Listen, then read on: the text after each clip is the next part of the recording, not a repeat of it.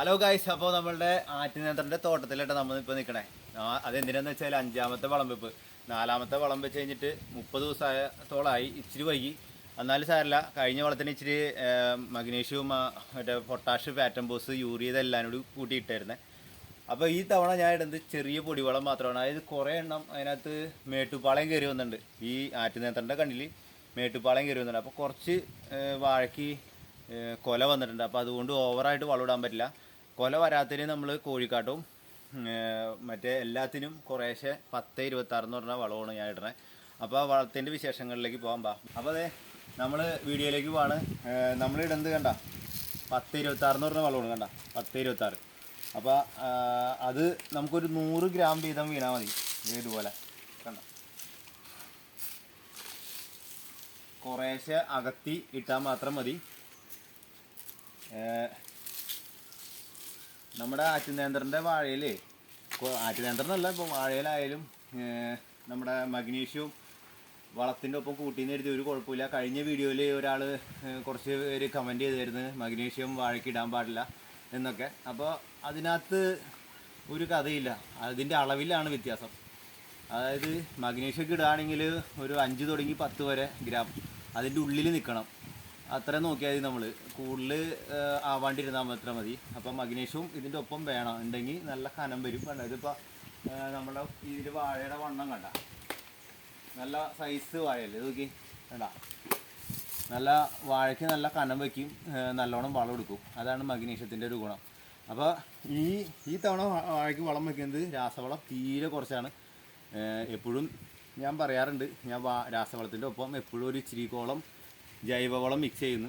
അതായത് വളങ്ങൾ നന്നായിട്ട് എടുക്കണമെങ്കിൽ ജൈവവളം ഇച്ചിരി കൂട്ടണം അതിൻ്റെ കൂടെ. അതുകൊണ്ടാണ്, അതിന് വേണ്ടിയിട്ടാണ് ഞാൻ ജൈവവളം എപ്പോഴും രാസവളത്തിനൊപ്പം മിക്സ് ചെയ്യണേ. നമ്മൾ ഈ 5ാമത്തെ വളം ചെയ്യുമ്പോൾ കോഴിവളം ഇടുന്ന പറഞ്ഞില്ലേ. ഇപ്പോൾ അതേ ഈ ഒരു 2 വാളൻ മാത്രമാണ് ഞാൻ ഈ വാഴയ്ക്കൊക്കെ ഇടുന്നത്. കണ്ട കുറേശ്ശെ ഇട്ടാൽ മാത്രം മതി. ഇതെന്താണെന്ന് വെച്ചാൽ ഈ സെക്ഷനിലെ വാഴകൾക്ക് ഒരു ഇച്ചിരി കനം കുറവുണ്ട്. അതായത് വണ്ണം കണ്ട, എൻ്റെ ബാക്കിലിരിക്കുന്ന വാഴകൾ കണ്ട, ആ വാഴകൾക്കൊക്കെ കുറച്ച് വണ്ണം കുറവുണ്ട്. ഇപ്പോൾ ഇതൊക്കെ ചെറിയ വാഴകളാണ്. ഇത് ലാസ്റ്റ് ഈ നേരെയൊക്കെ ലാസ്റ്റ് തിരിവ് കണ്ണുണ്ട്. അതായത് നമ്മൾ തിരിഞ്ഞ് മാറ്റി വയ്ക്കുന്ന ചെറുതരം കണ്ണ്, ആ ചെറിയ കണ്ണ് നട്ടതാണ്. അപ്പോൾ അതിന് വേണ്ടിയിട്ടാണ്, ഈ ചെറിയ വാഴകൾ ഒന്ന് കയറി പോരാൻ വേണ്ടിയിട്ടാണ് നമ്മൾ വീണ്ടും ഈ കോഴിവളം കുറേശ്ശെ ലാസ്റ്റ് വളത്തിലും ചേർക്കണത് കേട്ടോ. അപ്പോൾ കുറച്ച് നാൾ കൂടി ഇതിന് വളം നന്നായിട്ട് കിട്ടും, പെട്ടെന്ന് കനം വരും. അതിനൊക്കെ വേണ്ടിയിട്ടാണ്. അപ്പോൾ 2 കൈക്ക് വലിയ വാളൻ, അങ്ങനെയാണ് ഞാൻ ഇതിനിടുന്നത്. 2 വാളൻ ചെറിയ വാഴകൾക്കൊക്കെ. കൊലച്ചേന് ഇടരുത്, ഇട്ടിട്ട് ഒരു കാര്യമില്ല. വാഴയിലെ വളം വെപ്പ് പകുതി മുക്കാലും ഭാഗമായി. അതിൻ്റെ ഇട്ടേക്കണ സ്റ്റൈല് കണ്ട, ഇതിൻ്റെ തിണ്ട് ഫുള്ള് എടുത്ത് പോന്നേക്കാണ്. തിണ്ടും തോടാക്കി മാറ്റി. അതായത് വാഴക്കട ഇച്ചിരി ഹൈറ്റിൽ നിർത്തിയേക്കാണ്. കാരണം വെച്ചാൽ മഴ പിടിച്ചാലോ അങ്ങനത്തെ സംഭവങ്ങളൊക്കെ വരുമ്പോൾ വാഴയുടെ കടയ്ക്ക് വെള്ളം കെട്ടിക്കഴിഞ്ഞാൽ വാഴയ്ക്ക് പഴുപ്പും കാര്യങ്ങളും വരും. അങ്ങനത്തെ പ്രശ്നങ്ങളൊക്കെ ഉണ്ടാവും. അതുകൊണ്ടാണ് അങ്ങനെ ചെയ്തേക്കണേ.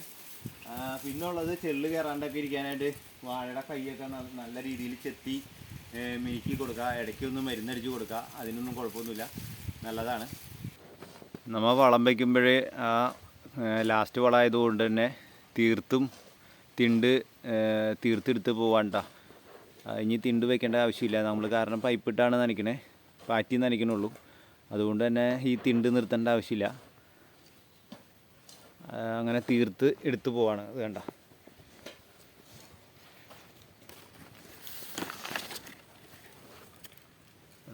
എടുത്തിട്ട് തിണ്ടും തോടാക്കി കട ഇച്ചിരി ഹൈറ്റിൽ, ലേശം ഹൈറ്റിൽ, ഓവർ ഹൈറ്റല്ല, ചെറിയ ഹൈറ്റിൽ നിർത്തിയേക്കാണ്. വേണ്ട,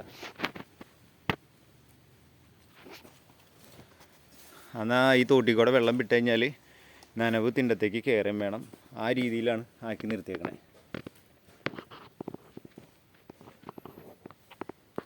എല്ലാ പണിയും കഴിഞ്ഞ സെക്ഷനാണിത്. ഇത്രയും ഭാഗത്ത് നമ്മൾ വാഴക്കൈയൊക്കെ ചെത്തി നീറ്റാക്കിയിട്ടുണ്ട്. ഇതുപോലെ ആക്കി നിർത്തിയേക്കാണ്. കേട്ടോ,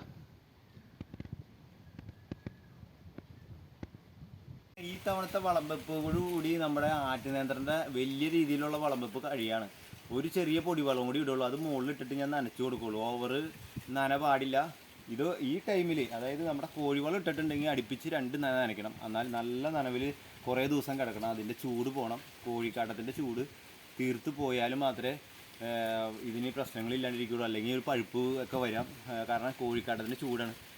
അതുകൊണ്ട് ഇപ്പോൾ നാളെ തന്നെ ഇതിൻ്റെ പണി കഴിഞ്ഞപ്പോൾ തന്നെ നല്ല രീതിയിൽ മുക്കി നനയ്ക്കും.